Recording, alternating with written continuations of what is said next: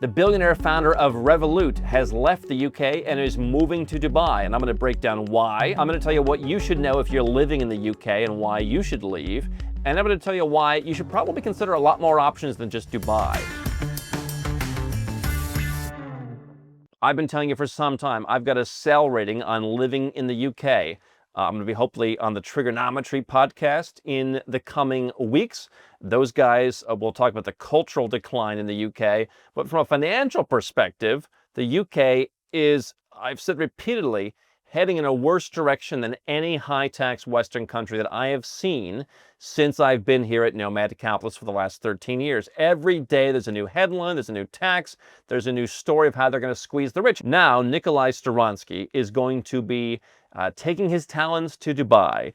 The article in the Telegraph says he quit London for the UAE, joining a growing exodus of wealthy entrepreneurs, everyone from plumbers to billionaires who are leaving the UK. He's the founder of the $75 billion fintech giant and one of Britain's richest men.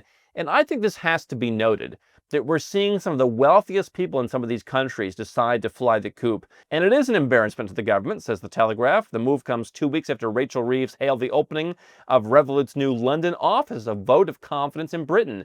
Very few wealthy people are confident in Britain. Mr. Storonsky, 41, was born in Russia, so you can't claim that the UK made him. He came and made his own way.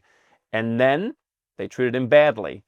They kept pushing him. New rules. You can't do this to your employees. You can't do that. You got to follow this regulation. You got to pay this tax. And then they vilified people like him publicly. People like you and I.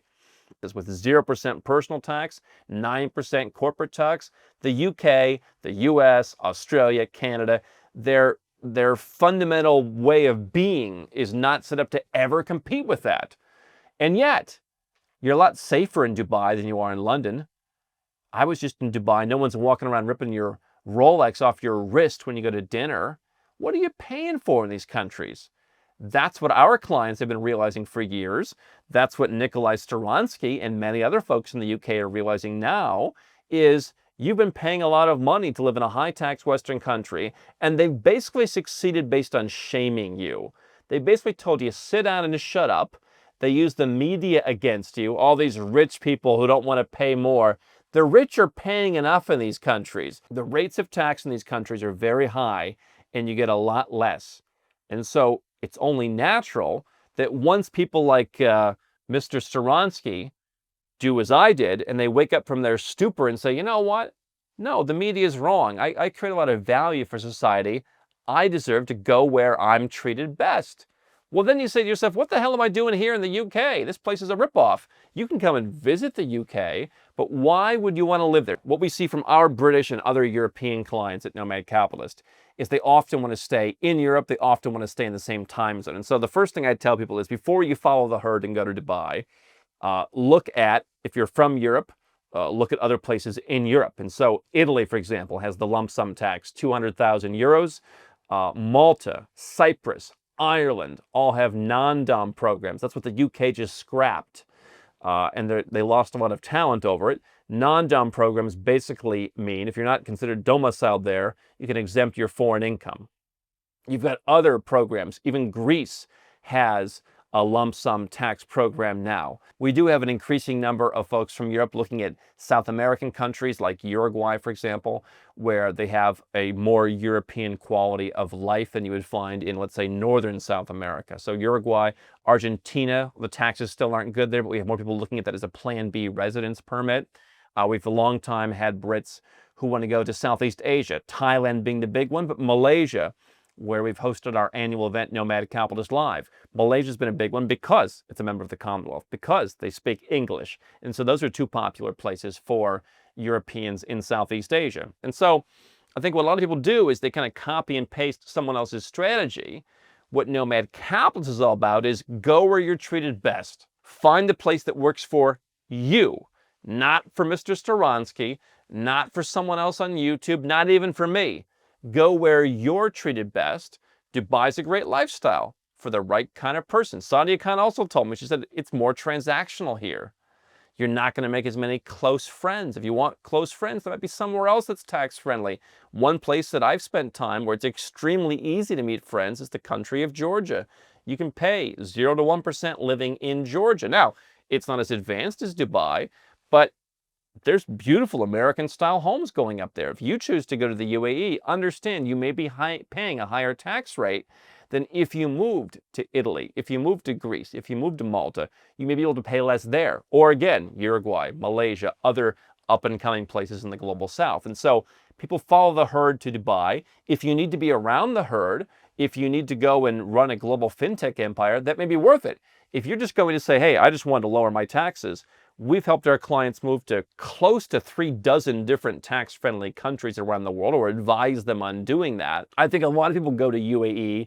I just was there having afternoon tea with Sadia Khan not so long ago, and she was telling me, she said, people come here for the networking. The number of people that I can meet in a day is insane.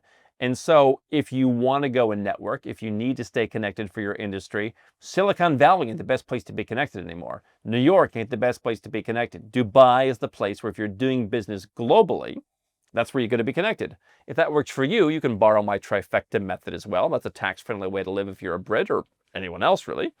But if you want to live in one place, Dubai to me is a place where centrally located, central time zone between Europe and Asia, easy to fly, including to the part of the world that I've been talking a lot about recently, Africa, very well connected there.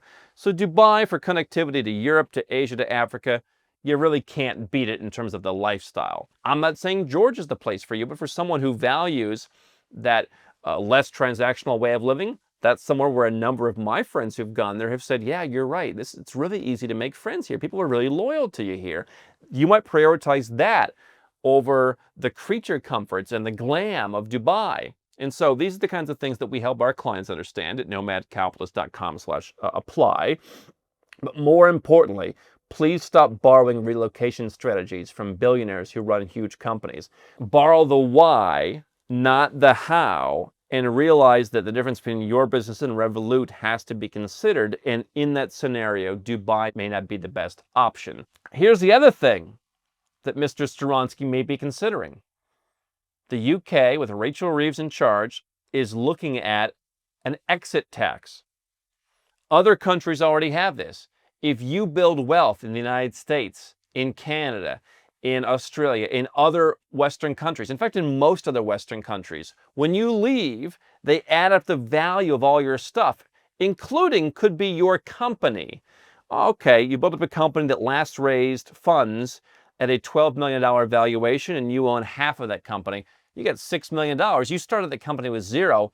You owe us capital gains tax. And it's different in how it's applied in every country, but it makes it hard to leave. And I've seen clients over the years where they say, I can't afford to leave. It's too expensive. We had a guy, his company got up to a multi-9-figure valuation.